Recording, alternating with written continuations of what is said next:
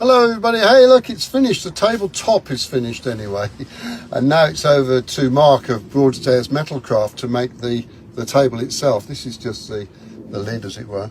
Okay, and the table is going to be a vine tree consisting of 3 branches, lots more grapes and vine leaves. The whole thing is going to look fantastic when it's finished, I think. I'm pleased with this.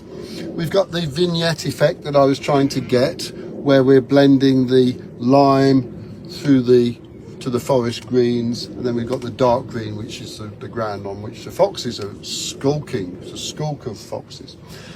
So the vine itself that I've put on is square. That's on purpose because I didn't want to make the whole thing concentric circles.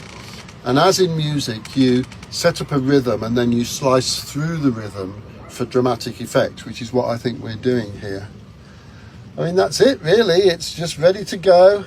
And when we get the table, we can lay it in for good and grout it, and that will be that. I'm really pleased with it. And luckily for me, so is the client. So that's all right.